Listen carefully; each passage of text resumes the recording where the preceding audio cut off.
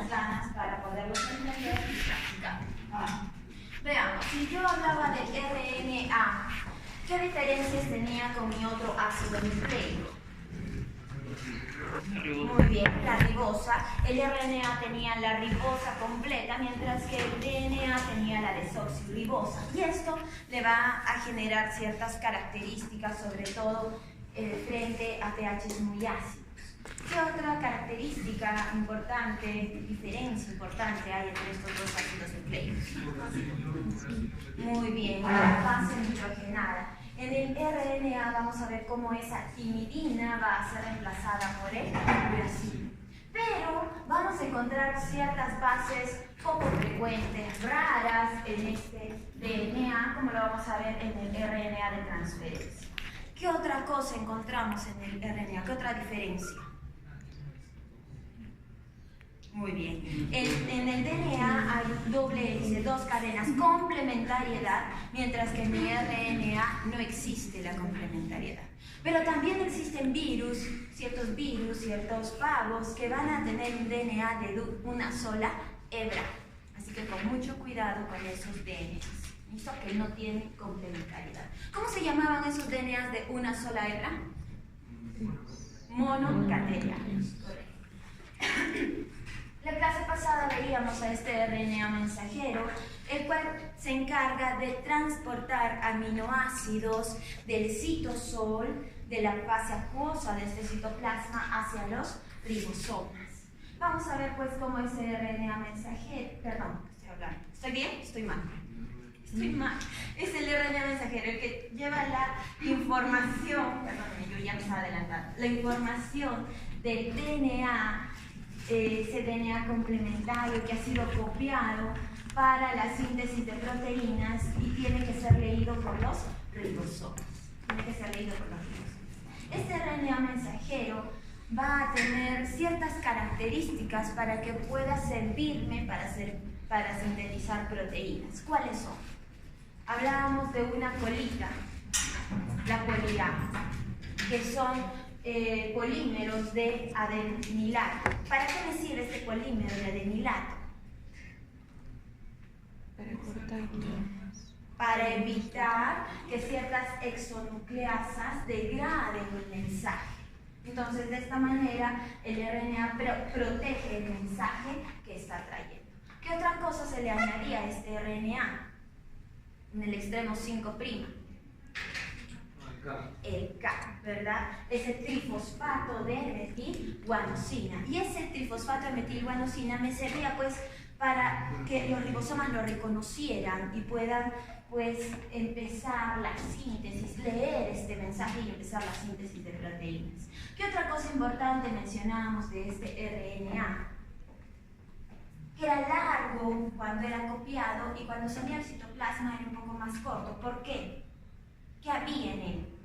Habían dos cosas, intrones y exones. ¿Cuál de los dos son los que me sirven, los que van a sintetizar una proteína? ¿Los intrones o los exones? Los exones, correcto. Los exones son los que se van a quedar en la cadena, mientras que los intrones son los que salían, eran removidos, como se ve aquí, eran removidos para darme ese RNA maduro. Entonces no se olviden que un RNA maduro va a tener exones, su colita de poli A y su K. ¿Listo? Además también mencionamos que nuestro RNA mensajero nacía, se podía encontrar en el núcleo. Es por eso que era la copia de nuestro DNA, sufría todo un procesamiento para madurar y recién salir al citoplasma para la transducción de esa señal. Por lo tanto, íbamos a encontrar un RNA mensajero en el núcleo y también en el citoplasma. Obviamente que el RNA mensajero del núcleo era más largo, más grande que el del citoplasma, por la presencia de esos exones. También veíamos que podía existir un RNA mensajero monocistrónico o un policistrónico. ¿Qué significaba esta diferencia? La cantidad de genes que expresaban estos RNAs mensajeros. Mono, su nombre lo dice, lleva el mensaje de un solo gen. Y y esto normalmente se da en las células eucariotas, monocistrónicos, un solo gen. Mientras que las procariotas, veíamos pues que podía contener 2 hasta 3 hasta 5 genes en un solo RNA. También les mencionaba, chicos, que el tiempo de vida de este RNA era corto. Podía ser de 2 minutos para las bacterias y de unas cuantas horas para los eucariotas. Otra cosa importante de nuestro RNA, no exactamente el mensajero, sino del RNA, era que este formaba ciertas horquillas. ¿Y por qué? Porque había zonas complementarias en esa cadena. Una sola cadena que encontraba zonas complementarias, por lo tanto ella se doblaba sobre sí misma. De allí pues las famosas estructuras resultantes de doble hélice en nuestro RNA. ¿Y dónde las vamos a ver? Las vamos a ver en el RNA de transferencia. ¿Qué significa este RNA de transferencia? ¿Para qué me sirve? Para sintetizar. Me va a servir como un componente para la síntesis de proteínas, ya que él se va a encargar de llevar el aminoácido que necesita, que está pidiendo el ribosoma para la síntesis proteica. He allí su nombre, transferencia. Transporta aminoácidos activos desde el citosol hacia los ribosomas. ¿Listo? Transferencia. Una cosa importante o características importantes de este RNA de transferencia, que lo había mencionado también en la clase pasada, es que estos eran los más pequeñitos. De 75 a 85 nucleótidos estaba compuesto cada uno de estos RNAs de transferencia. Por lo tanto, su peso molecular es pequeño, alrededor de 25.000 daltons. Alrededor de 25.000 daltons. Por lo tanto, al ser pequeño puede ser soluble, es el más soluble en agua. Es por eso que se encuentra sobre todo en la fase acuosa del citoplasma transportando aminoácidos. Otra cosa importante de este RNA de transferencia es que se va a encontrar aproximadamente un 10% de sus bases metiladas. Allí podemos ver de repente la presencia de la 5-metilcitosina o de repente de la guanosina metilada, y vamos a encontrar otros pares de bases poco frecuentes. Por otro lado, nos cuentan que han encontrado más de 60 tRNAs. ¿Qué significa eso? Que tendría pues suficiente tRNAs, moléculas, para transportar algo de 60 aminoácidos. ¿Pero cuántos aminoácidos realmente participan en la síntesis proteica? 20. Entonces, ¿por qué hay tantos? Es que vamos a ver pues cómo algunos tripletes, ese código genético para un solo aminoácido, pues tiene algo de 5 o 6 combinaciones. Entonces, vamos a necesitar diferentes tRNAs que me puedan transportar un mismo aminoácido. Este tRNA de transferencia tiene una estructura tridimensional muy bonita. Se parece, dicen, a un trébol. ¿Por qué? Porque vamos a encontrar ciertas zonas que no se complementan. Al no tener complemento, van a formar estas burbujas y le da esa forma de trébol. Por eso habla de 5 zonas en las que no hay emparejamiento de bases. 5 zonas. Y quiero que las noten bien. La primera zona está en el extremo 3'. Primera zona donde no hay emparejamiento. Segunda zona, el brazo D. Tercera zona, el anticodón. No se pueden olvidar de ese brazo anticodón. Cuarta zona, un brazo extra, que normalmente tiene aminoácidos variables, dependiendo de cada tRNA. Y la quinta, un brazo TBWC, que vamos a ver ciertos aminoácidos poco frecuentes en este vaso. Veámoslos poco a poco. Nos dice, en el extremo 3' siempre vamos a encontrar una secuencia ACC. Adenina, citosina, citosina. Siempre, en todos los tRNAs, en el memo 3', vamos a encontrar esta secuencia. ¿Y por qué es importante? Porque esa secuencia se va a encargar de unirse al aminoácido. ¿Listo? Unirse al aminoácido. Por otro lado, vemos el brazo, el lazo TWC. ¿Quién está aquí? Está 3 aminoácidos, siendo 2 muy poco frecuentes. La ribotimidina. ¿La timina se encontraba en el RNA? No, pero aquí la vemos. Ribo, porque está unida a la ribosa, timidina. ¿Listo? Aparte de esta ribotimidina, que significa la T, está el pseudouracilo.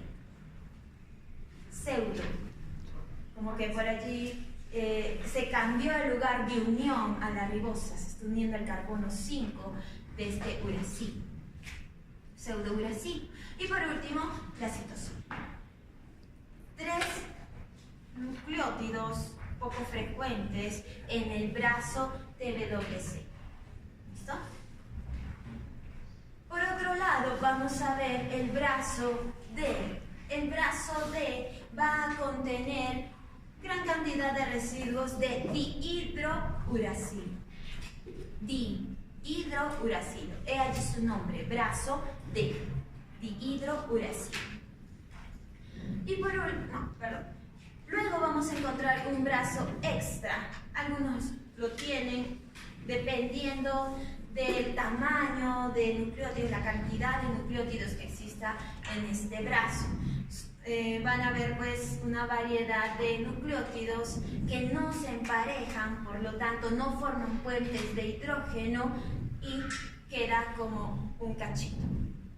Y por último vemos el brazo anticodón, el lazo anticodón, el cual es muy importante ya que este va a tener la zona de reconocimiento de nuestro RNA mensajero. ¿Listo? Este es el que va a leer los codones que trae el RNA mensajero y tiene que ser complementario a ese RNA mensajero.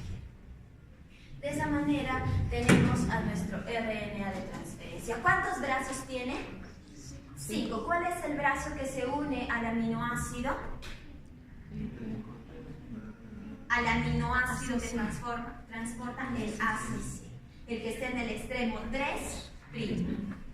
Extremo 3'. ¿Cuál es el brazo que tiene que ser complementario a nuestro RNA mensajero? El anticodón. Su nombre lo dice todo. Anticodón. ¿Listo? Y los otros brazos pues nos van a servir sobre todo para relacionarnos con los ribosomas. Y aquí los vemos. El RNA de transferencia se va a encargar pues de unirse a los aminoácidos activos para luego pasarlos, formar parte del sistema ribosomal y empezar la síntesis proteica. ¿A qué me refiero con aminoácidos activos? A que estos aminoácidos, señores, tienen que estar unidos o tienen que, a ver, ¿cómo les explico? Reaccionar con el ATP más nuestro enzima. En este caso voy a tener un aminoácido AMP enzima. ¿Qué enzima? El aminoácido tRNase. Aminoácido tRNase. Una vez que yo tenga este aminoácido activo, va a reaccionar con mi RNA de transferencia y se va a unir a él. ¿Listo? Es por eso que hablamos de aminoácidos activos unidos a este ADN. Una vez que ya están activos, se unen al tRNA de transferencia específico para cada uno de ellos y van a estar listos para la síntesis de proteínas. Si yo hablo de nuestro sistema que se encarga de la síntesis de proteínas, estoy hablando del RNA ribosomal. Ese RNA ribosomal nos dice que forma parte de los ribosomas. Prácticamente el 55% de esos ribosomas, de esas subunidades, están conformadas por un grupo prostético que es el RNA ribosomal. El 80% de todo el RNA equivale a ese RNA ribosomal, que forman parte de las subunidades de los ribosomas. Normalmente tenemos dos subunidades. Tanto las procariotas como las eucariotas cuentan con dos subunidades ribosomales. Una subunidad mayor y una subunidad menor. Una subunidad mayor y una subunidad menor. Cuando inicia la síntesis proteica es cuando realmente estas dos subunidades se juntan y tienen esa forma de dos bolitas unidas, como lo vemos aquí. Para nuestro RNA ribosomal eucariota, nos dice pues que nuestra subunidad mayor es 60S, mientras que la subunidad menor es de 40S.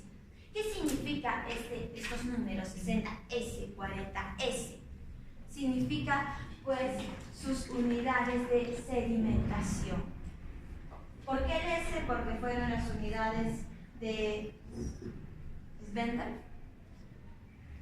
Este señorcito en una solución, si mal no recuerdo era cloruro de cesio, podríamos separar a nuestras subunidades.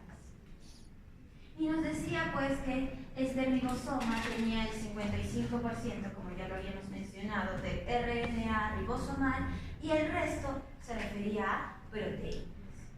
Cuentan que estas proteínas se unen en el núcleo a este RNA ribosomal. ¿Y de dónde provienen? Obviamente son sintetizadas por otros ribosomas que ya se encuentran en el citoplasma. Sintetizan esa proteína, la proteína viaja, puede atravesar hacia el núcleo, se une a nuestro RNA ribosomal y salen nuestras subunidades. Para poder hablar un poquito de estos ribosomas, se evaluó que la subunidad 40S, la subunidad menor de nuestro ribosoma eucariota, está compuesta pues por el RNA 18S.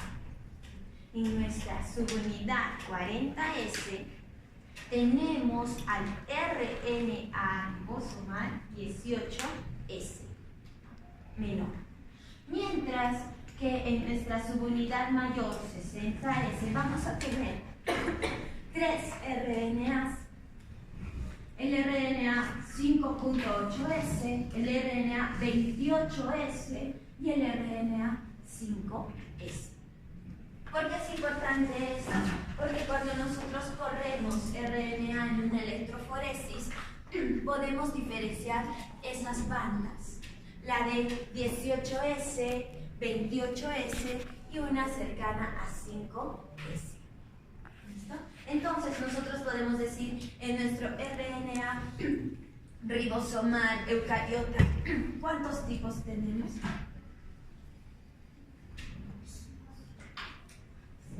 3. ¿Y por qué se olvidan del 5.8? En sí hay 4.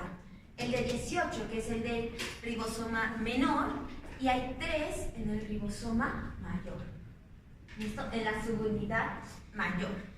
Entonces, en el eucariote nosotros decimos, en la subunidad menor tenemos al RNA 18S, mientras que en la subunidad mayor está el 28S, el 5S y el 5.8S. Es cosa nada más que se acuerden del 18 y del 28. Nada más.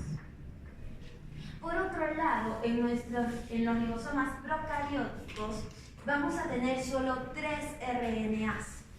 3 para poder identificar que es una bacteria. En el ribosoma, en la subunidad mayor de este ribosoma tenemos al RNA 5S, otra vez, y al RNA 23S. Mientras que en la subunidad menor vamos a tener al RNA 16S. Entonces, si yo les pregunto, ¿son RNA ribosomales eucarióticos? 28S, 18S, 23S. ¿Cuál me marca que es incorrecto? El de 23S. ¿Listo? ¿Listo? Eso no se puede olvidar. 23S y 16S son procariotas. ¿Listo? Procariotas. Esas subunidades, como les comentaba, se van a unir al momento de la síntesis proteica. Va a haber un ensamblaje, pero para ello tiene que estar presente, tiene que estar ya puesto el RNA mensajero en la subunidad menor. Ojo, quien va a ir deslizando poco a poco para la lectura del RNA mensajero es la subunidad menor. ¿Y qué va a tener la subunidad mayor? La subunidad mayor va a tener las zonas donde van a encajar nuestros RNAs de transferencia. ¿Listo? RNAs de transferencia. Vamos a esperar un momentito, sus compañeros mayores tienen un mensaje y luego continuamos con